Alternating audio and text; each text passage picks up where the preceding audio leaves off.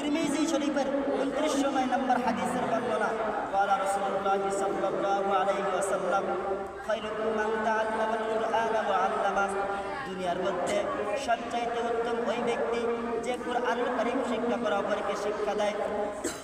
এই যে মাদ্রাসাগুলোতে শিক্ষা দেওয়া হয়, শিক্ষক বলে আলিফ, ছাত্র বলে আলিফ, শিক্ষক বলে বা, ছাত্ররা বলে বা, শিক্ষক বলে 2 নোক্তা লাকাফ, ছাত্ররাও বলে 2 নোক্তা লাকাফ। এই যে পড়ে এবং পড়ায়, নবীজি এদেরকে দুনিয়াতে সর্ব উত্তম ব্যক্তি বলেছেন। 5 কোটি টাকার মালিককে কিন্তু উত্তম বলেন নাই। নবীজি বলেছেন যে যারা কোরআন শিক্ষা করে এবং শিক্ষা দেয় এদেরকে নবীজি উত্তম বলেছেন। সুবহানাল্লাহ। এইটা আপনি মানেন বা না মানেন, না মানলে আপনার লস। এবার আসেন নাম্বার 3, কোরআনের একটা হরফ বললে 10টা নেকি। তিরমিজি শরীফের পরে হাদিস 2910 নম্বর হাদিসের বর্ণনা। আল্লাহ রাসূল সাল্লাল্লাহু আলাইহি ওয়াসাল্লাম সাহাবায়ে কেরামকে আরজ করলেন, হে আমার সাহাবীরা, তোমাদের মধ্যে যারা একটা হরফ পড়বে সে 10টা নেকি পাবে। সাহাবায়ে কেরাম আরজ করলেন, ইয়া রাসূলুল্লাহ, আলিফ লাম মিম, এই 3টা কি একটা হরফ? রাসূল বললেন, না, আলিফ একটা হরফ, লাম একটা হরফ, মিম একটা হরফ। এই 3টার বিনিময়ে আল্লাহ 30 নেকি দিবেন। সুবহানাল্লাহ। তাইলে আমরা পড়ি, লস পাই? কখনোই নয়। দুনিয়াতে একটু কষ্ট হলেও আখিরাতে রয়েছে আমাদের জন্য কি? জান্নাত। এইবার আসেন 4 নাম্বার, যারা কোরআন তেলাওয়াত করে রাসূল এদেরকে কি বলছেন? রাসূল বলছেন যে যারা দুনিয়ার মধ্যে কোরআন তেলাওয়াত করে, মুসলিম শরীফে এই হাদিসটা আসছে যে যারা দুনিয়ার মধ্যে কোরআন তেলাওয়াত করে সবসময় কোরআন পড়ে এদেরকে মিসাল স্বরূপ বলা হয়েছে যে কমলা লেবুর মতো ঘ্রাণ সবসময় তাদের থেকে বের হতে থাকে। আর যারা কোরআন তেলাওয়াত করে না অথচ মুসলমান, এদের দৃষ্টান্ত রাসূল সাল্লাল্লাহু আলাইহি ওয়াসাল্লাম খেজুরের মতো বলছেন। কি জন্য রাসূলের কথা বলছেন? একটা কারণে বলছেন যে যারা মুসলমান কোরআন তেলাওয়াত করে, মুসলমান এবং কোরআন তেলাওয়াত করে, এই দুইটার কারণে কমলা লেবুর স্বাদ এবং ঘ্রাণ আছে, দুইটা আছে। আর যে মুসলমান কোরআন তেলাওয়াত করে না, খেজুর উদাহরণ দেওয়ার কারণ খেজুর মিষ্টতা কিন্তু ঘ্রাণ নাই।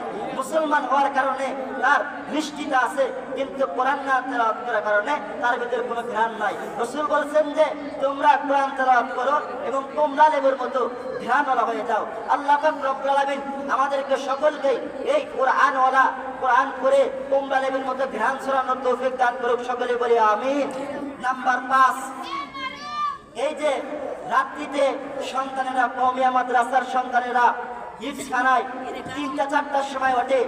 হুজুররা মনে হয় বোকা, কোত্থেকে পাইলো এগুলা? হ্যাঁ, রাত্রিবেলায় তারা ওঠে, রাত্রিতে কোরআন তেলাওয়াত করে। এত রাত্রে কোরআন শোনে কে? আল্লাহ রাসূল বলেন, দুনিয়ার কেউ যদি কোরআন না শোনে, রাত্রিবেলায় যখন ছোট্ট ছোট্ট সন্তানরা কোরআন তেলাওয়াত করে এদের কোরআন তেলাওয়াত ফেরেশতা শোনে। আল্লাহর নবীর সাহাবী উসাইদ ইবনে খুযাইর রাদিয়াল্লাহু আনহু একদিন কোরআন পড়তেছে, তার বাম পাশে তার সন্তান শুয়ে আছে, তার ডান পাশে একটা ঘোড়া বাঁধা আছে, গাধা বাঁধা আছে। এরপর উসাইদ ইবনে খুযাইর রাদিয়াল্লাহু আনহু কোরআন পড়তেছেন, গাধা লাফায়, তার পাশে সন্তান, তিনি বন্ধ করলেন পড়া। একটু পর আবার করলেন, আবার ঘোড়া লাফায়, আবার ছোট্ট সন্তান চিৎকার দিয়ে ওঠে, চিৎকার করে ওঠে। এরপর আবার বন্ধ করলেন পড়া, একটু পর আবার পড়া শুরু করলেন। এরপর ঘোড়া আবার লাফায়, আবার পড়া বন্ধ করেন। এইভাবে করতে করতে তিনি আকাশের দিকে তাকিয়ে দেখেন যে একখণ্ড মেঘ দেখা যায়, আর এই মেঘের ভিতরে সাদা সাদা কেমন যেন একটা বাতি দেখা যায়। সুবহানাল্লাহ। পরের দিন সকালবেলা হযরত উসাইদ ইবনে খুযাইর রাদিয়াল্লাহু আনহু আল্লাহর নবীর দরবারে চলে গেছেন। যাওয়ার পর বলতেছেন, ইয়া রাসূলুল্লাহ, ইয়া হাবিবাল্লাহ, রাত্রিবেলায় আমি যখন কোরআন তেলাওয়াত করতেছিলাম তখন দেখলাম যে আমি যখন কোরআন তেলাওয়াত করি তখন দেখলাম যে একটা গাধা যখন লাফায়, আমার সন্তান পাশে শুয়েছিল। আমি যখন কোরআন তেলাওয়াত করা বন্ধ করি তিনি গাধাটাও কোরআন তেলাওয়াত শুনে লাফায়। যখন কোরআন তেলাওয়াত বন্ধ করি তখন তিনি লাফানো বন্ধ হয়ে যায়। আল্লাহ রাসূল সাল্লাল্লাহু আলাইহি ওয়াসাল্লাম বললেন যে তুমি যদি রাত্রিতে আরো তেলাওয়াত করতা, আমার বন্ধুগণ, আমার ভাইরারে, আল্লাহ রাসূল সাহাবায়ে কেরামকে ডাক দিয়ে বলতেছেন, উসাইদ শোনো, রাত্রিবেলায় যদি তুমি আরো কোরআন তেলাওয়াত করতা তো আসমান থেকে তুমি যেই মেঘখণ্ডের মধ্যে তুমি বাতি দেখেছো ওইটা আসলে বাতি নয়, ওইটা হলো আমার আল্লাহর ফেরেশতা। সুবহানাল্লাহ। হে উসাইদ, তুমি যদি সকাল পর্যন্ত যদি কোরআন তেলাওয়াত করতা, ফেরেশতা তোমার কোরআন তেলাওয়াত করা শুনতো। ফজরের আযানের সময় যখন মসজিদে মুসল্লিরা যাইতে মসজিদে মুসল্লি যাওয়ার সময় ওই সাহাবায়ে কেরাম স্বজনকে আল্লাহর ফেরেশতাকে দেখতে পাইতো। সুবহানাল্লাহ। উসাইদ ইবনে খুযাইর রাদিয়াল্লাহু আনহু এই বর্ণনার দ্বারা দেখা যায় যে রাত্রিবেলা যখন ছোট্ট ছোট্ট সন্তানেরা যখন কোরআন তেলাওয়াত করে স্বয়ং দুনিয়ার কেউ শোনে না, কোনো মানুষ শোনে না, আল্লাহ এবং ফেরেশতা শোনেন। কথা বলেন। এইবার আছেন নাম্বার 5। রাত্রিবেলায় ছোট্ট ছোট্ট সন্তান 5 বছর 6 বছর 7 বছর 10 বছর বয়স, এই সন্তানদেরকে শীতের দিন কি জন্য হুজুররা আগে উঠিয়ে দেয়? এত আগে কি জন্য উঠায়? হ্যাঁ, আল্লাহর নবীর সাহাবী আব্দুল্লাহ ইবনে আব্বাস রাদিয়াল্লাহু আনহুর বর্ণনা, তিনি বলছেন যে রাত্রিবেলায় তিনি তার খালা আম্মাজান মাইমুনা রাদিয়াল্লাহু আনহুর ঘরে তিনি রাত্রি যাপন করছেন। কি জন্য যাপন করছেন? তিনি ভাবছেন যে আমি দেখবো যে রাত্রিতে আল্লাহ রাসূল সাল্লাল্লাহু আলাইহি সাল্লাম কি করে। এই জন্য তিনি তার খালা মাইমুনা রাদিয়াল্লাহু আনহুর ঘরে গেছেন। যাওয়ার পর রাত্রি যাপন করছেন। এক পর্যায়ে রাত্রি যাপন যখন শুরু হয়ে গেল, মধ্যরাত্রিতে আল্লাহ রাসূল সাল্লাল্লাহু আলাইহি ওয়াসাল্লাম বের হইলেন। দরজাটা খুলে বের হইলেন। বের হওয়ার পর আল্লাহ রাসূল সাল্লাল্লাহু আলাইহি ওয়াসাল্লাম তিনি ওযু করলেন। আরেক বর্ণনায় আসছেন যে মেসাক করছেন। আরেক বর্ণনায় আসছেন যে আল্লাহ রাসূল সাল্লাল্লাহু আলাইহি ওয়াসাল্লাম ঘুম থেকে ওঠার পর তিনি চোখটা এইভাবে ঢলতেন, বলতেন। চোখটা মারার পর আল্লাহ রাসূল উঠতেন, এরপর মেসাক করতেন, এরপর ওযু করতেন, এরপর তাহাজ্জুদের নামাজের জন্য যাই নামাজে দাঁড়িয়ে যেতেন। আমার বন্ধুগণ, আমার ভাইজারে, রাত্রিবেলায় আল্লাহর নবীর সাহাবী হুসাইন, আল্লাহর নবীর সাহাবী আব্দুল্লাহ ইবনে আব্বাস রাদিয়াল্লাহু আনহু আল্লাহ রাসূল সাল্লাল্লাহু আলাইহি ওয়াসাল্লামের এই কাণ্ড দেখতেছেন এবং তিনিও রাত্রে উঠছেন।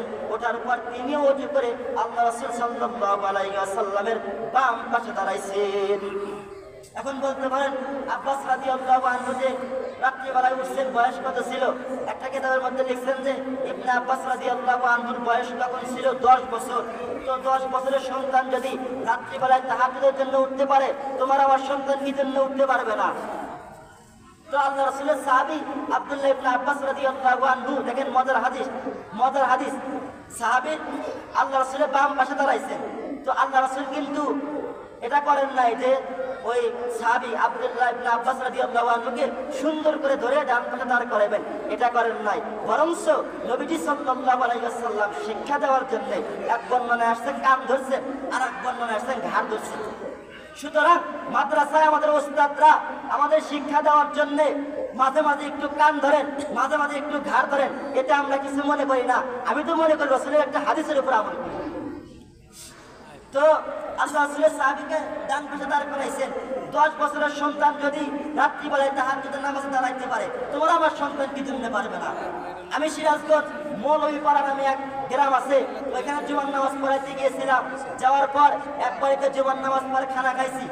ওইখানে এক মহিলা বলতেছেন যে আমার সন্তানকে আমি মাদ্রাসায় দিই না, দিয়েছিলাম নিয়ে আসছি। বললাম কি জন্য? বলতেছেন আমার ছেলের বয়স 12 বছর, ছোট্ট সন্তান, তাকে ফজরের সময় উঠে দেয়, শীতের দিন তিনি কম্বল পায় না, ঘুমাতে পারে না, এগুলা বলতেছে। আমি বললাম আপনি দুনিয়াতে যদিও চালাকি করছেন, আখিরাতে আপনি ধরা খেয়ে আপনি পথভ্রষ্ট হয়ে যাবেন, আপনাকে রাসূল সুপারিশ করবে না। কারণ আপনি সন্তানকে দিচ্ছেন, রাসূল তো বলছেন খায়রুকুম মান তাআল্লামাল কুরআন ওয়া আল্লামা, দুনিয়ার মধ্যে সর্বোত্তম ওই ব্যক্তি যে কোরআন তেলাওয়াত করে এবং কোরআন শিক্ষা দেয় এবং অপরকে শেখায়, এরাই উত্তম। আপনার সন্তানকে আপনি নিয়ে আসছেন, সুতরাং আপনি পথভ্রষ্টের মধ্যে পড়ে গেছেন। এই সন্তানই বড় হয়ে আপনি যে সন্তানকে অফিসে যাওয়ার সময় আপনি শোনান, আপনার উচিত ছিল যে অফিসে যাওয়ার সময় সন্তানকে ফি আমানিল্লাহ শেখানো, কিন্তু আপনি শেখান টাটা। ওই সন্তান বড় হয়ে আপনার কবরে ধরবে ঝাঁটা। এটা মনে রাখেন, সন্তানকে দিনী শিক্ষায় শিক্ষিত করতে হবে, আওয়াজ দিতে হবে ভাই, আওয়াজ। কারণ আমি করবো আওয়াজ, আপনারা দিবেন আওয়াজ। শ্রোতার আওয়াজে 12 বক্তার হিট, আলোচনা হবে জায়গা মতো ফিট। আগে আমরা বলেছি কিছু হবে অ্যাঙ্গেলে, কিছু প্যান্ডেলে। অ্যাঙ্গেলে বলার দিন শেষ, ডাইরেক্ট বলার বাংলাদেশ। কারণ তন্ত্রমন্ত্রের দিন শেষ, এবার হবে কোরআনের বাংলাদেশ। এই জন্যে মাদ্রাসাকে নিয়ে যারা কুটিক্তি করবে, সাহাবায়ে কেরামকে যারা কুটিক্তি করবে, কোরআন নিয়ে, হাদিস নিয়ে, রাসূলকে নিয়ে, আল্লাহকে নিয়ে যারা কুটিক্তি করবে, এই নাস্তিকদের বাংলার জমিনে ঠাঁই হবে না। বলি আল্লাহর বাংলাদেশে নাস্তিকদের ঠাঁই হবে না, ফিরাউলিয়ার বাংলাদেশে নাস্তিকদের ঠাঁই হবে না। নবীজির দুশমনেরা পাবে না রে হাই পাবে না, ইসলামের দুশ্মনেরা পাবে না রে হাই পাবে না। বলি আল্লাহর বাংলাদেশে নাস্তিকদের ঠাই হবে না, ফিরাউলিয়ার বাংলাদেশে মুরতাদদের ঠাই হবে না। নবীদের দুশ্মনেরা পাবে না রে হাই পাবে না, ইসলামের দুশ্মনেরা পাবে না রে হাই পাবে না। কথা বলেন ঠিক কিনা? নবীদের জন্য যদি রক্ত দিতে হয়, বিপ্লবী এই জনতা পায় না তবু ভয়। নবীদের জন্য যদি রক্ত দিতে হয়, বিপ্লবী এই জনতা পায় না তবু ভয়। আমাদের আন্দোলনকে থামানো না যাবে না, আমাদের এই আন্দোলনকে থামানো না যাবে না। নবীদের দুশ্মনেরা পাবে না রে হাই পাবে না, ইসলামের দুশ্মনেরা পাবে না রে হাই পাবে না। কথা বলেন ঠিক কিনা? বাংলার জমিনের মধ্যে নাস্তিকদের কোনো ঠাঁই হবে না। আমরা ওলামা একরাম থাকতে, দেওবন্দি জিনতে থাকতে, দেওবন্দির ওলামা একরাম জিন্দা থাকতে বাংলার জমিনে কোনো ভণ্ডদের স্থায়ী হবে না। মুহতারাম হাজরিন, এবার আসেন 7 নম্বরে। 7 নম্বর আসেন যে কোরআনুল কারীম যারা মুখস্থ করে এদের কি ফায়দা? আল্লাহ রাসূল সাল্লাল্লাহু আলাইহি ওয়াসাল্লামের কাছে এক মহিলা আসছেন, আসার পর বলতেছেন, ইয়া রাসূলুল্লাহ, ইয়া হাবিবাল্লাহ, আমার সমস্ত শরীর আপনার কাছে আমি দান করে দিলাম। নবীদের জন্য এটা হালাল ছিল। কোনো মহিলা যদি নবীকে বলতো আমার পূর্ণ শরীর আপনাকে দান করে দিলাম, এটা নবীর জন্য হালাল ছিল। তো আমার বন্ধুগণ, আমার ভাইরা রে, ওই মহিলা যখন এই কথাটা বলছেন, আল্লাহ রাসূল মাথাটা নিচের দিকে দিয়েছেন। এরপর পাশ থেকে আম্মা জান আয়েশা রাদিয়াল্লাহু আনহা বলতেছেন, ইয়া রাসূলুল্লাহ, আপনার কি একটু লজ্জা করে না? এরকম মহিলারা এসে আপনি এরকম কথা বলে? আল্লাহ রাসূল কিচ্ছু বললেন না, মাথাটা নিচের দিকে দিলেন। যাই হোক, এক সাহাবী পাশ থেকে বলতেছেন, ইয়া রাসূলুল্লাহ, আপনি তো কোনো কথা বলতেছেন না, হয়তো আপনার মত নাই, যদি অনুমতি দেন এই মহিলাকে আমি বিবাহ করব। রাসূল বলতেছেন, বিবাহ করবা ভালো কথা, তো কি আছে? বলতেছেন কিছুই নাই। বলতেছেন কিছুই নাই, তুমি এই মেয়েকে বিবাহ করবা, যাও বাসায় যাও, দেখো কিছু আছে কিনা। সাহাবী আনন্দে খুশিতে বাসায় চলে গেছে। যাওয়ার পর তন্ন তন্ন করে খুঁজছেন, কিচ্ছু পাই নাই। এরপর আল্লাহ রাসূলের কাছে এসে বলতেছেন, ইয়া রাসূলুল্লাহ, এই লুঙ্গিটা ছাড়া আমার কাছে কিচ্ছু নাই। বলতেছেন, তুমি কি করবা? এই মহিলাকে কি দিবাবা? এইবার আল্লাহ রাসূল বললেন, যাও, বিয়ে হবে না। সাহাবী মন খারাপ করে চলে যাইতে লাগলেন। যাওয়ার পর আল্লাহ রাসূল ডাকতেছেন, এই শোনো। সাহাবী এবার তাকাইছেন রাসূলের দিকে। তাকানোর পর আল্লাহ রাসূল সাল্লাল্লাহু আলাইহি ওয়াসাল্লাম বলতেছেন যে, তোমার কি কোরআনুল কারীমের কিছু অংশ মুখস্থ আছে? সুবহানাল্লাহ। সাহাবী ডাকতে বলতেছেন, হ্যাঁ, অমুক অমুক সূরা আমার মুখস্থ আছে, অমুক অমুক আয়াত মুখস্থ আছে। আল্লাহ রাসূল বলতেছেন, যাও, ওই কোরআনুল কারীম কিছু অংশ মুখস্থ থাকার কারণে ওইটাই মোহরনা হিসাবে তোমাকে এই মেয়ের সঙ্গে বিবাহ দিলাম। সুবহানাল্লাহ। মুহতারাম হাজরিন, এইবার আসেন 8 নম্বরে। কোরআনুল কারীম যারা মুখস্থ করে এদের দুনিয়াতেও লাভ, আখিরাতেও লাভ। হাসরের ময়দানে যখন কোরআন হাফেজরা যখন দৌড়াবে, এরপর কোরআন গিয়ে বলবেন যে, আমাকে কি চেনো? হাফেজ সাহেব বলবেন, চিনি না তো। তো এইবার কোরআন বলবেন যে, আমি তোমার সেই কোরআন দুনিয়াতে থাকতে তোমাকে আমি খাইতে দেই নাই, ঘুমাতে দেই নাই, রাত 3:30টার সময় তুমি উঠে আমাকে মুখস্থ করেছো, আমি সেই কোরআন। এরপর বলা হবে, তুমি পড়ো। কোরআনে একটা করে আয়াত করবে, হাফেজ সাহেবরা একটা করে আয়াত করবে, সুন্দর করে তেলাওয়াত করবেন, একটা করে বিল্ডিং তৈরি হবেন। একটা আয়াত করবেন, একটা বিল্ডিং তৈরি হবেন। আমার বন্ধুগণ, আমার ভাইরারে, আমরা জানি যে কোরআনুল কারীমের আয়াত সংখ্যা ৬৬৬৬, এটা হলো প্রসিদ্ধ, কিন্তু বিশুদ্ধ হলো ৬২৩৬টি। আপনি বাসায় গিয়ে গুনে দেখেন, ৬২৩৬টি পাবেন বিশুদ্ধ। আর প্রসিদ্ধর ব্যাখ্যা যারা বোঝে না, এদের মধ্যে মাতাল দুনিয়াত নাই। তো যাই হোক, যখন এরা একটা করে আয়াত করবে, একটা করে বিল্ডিং তৈরি হবে, একটা করে আয়াত করবে, একটা করে বিল্ডিং তৈরি হবে।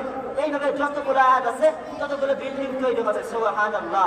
হাফেজদেরকে একটা মাথার মুকুট পরানো হবে যা দুনিয়াতে কোটি কোটি লাভ করে নাই। তাদের পিতামাতাকে এমন সম্মানে পাকড়ে দেওয়া হবে যে হাসরের ময়দানে 7 শ্রেণীর লোককে আরশের নিচে স্থান দেওয়া হবে। তার মধ্যে 1 নম্বর হাফেজে কোরআনের যারা পিতা এবং মাতাকে হাসরের ময়দানে ছায়া দেওয়া হবে আরশের নিচে। এদেরকে মুকুটের পাগড়ি পরানো হবে। সেই পাগড়িতে কখনো রোদ লাগবে না, মাথা গরম হবে না, বরং তারা খুশি হবে, দুনিয়াতে কত কষ্ট করছি, ছেলেকে হাফেজ বানাইছি, এখন তো শান্তি আর শান্তি। কিন্তু যারা দুনিয়াতে লক্ষ লক্ষ টাকা করে সন্তানকে বিসিএস ক্যাডার বানিয়ে শেষ পর্যন্ত বাপকে বলে রিক্সা চালিয়ে খাও, শেষ পর্যন্ত বাপকে বলে যে তুমি এ কাজ করে খেতে পারো না, দেখেন দ্বীনি ইলম শিক্ষা না থাকার কারণে এইগুলোই করে। মুহতারাম হাজরিন, এই জন্য আমরা আমাদের সন্তানকে দ্বীনি ইলম শিক্ষায় শিক্ষিত করব। ডাক্তার হওয়ার প্রয়োজন আছে, ব্যারিস্টার হওয়ার প্রয়োজন আছে, উকিল হওয়ার প্রয়োজন আছে। আমার বন্ধুগণ, আমার ভাইজারে, সকল ক্ষেত্রে সকল সেক্টরের লোক থাকার প্রয়োজন আছে। কিন্তু আমরা ছোট্টকালের সন্তানদেরকে আমরা দ্বীনি শিক্ষায় শিক্ষিত করাবো ইনশাআল্লাহ। তাইলে আমাদের জিন্দেগি আমাদের একদম কামিয়াব হয়ে যাবে, ভরপুর হয়ে যাবে। এই কথার উপরে আমাদের সকলকে আল্লাহ পাক রব্বুল আলামিন আমল করার তৌফিক দান করুন। সকলেই বলি আমিন।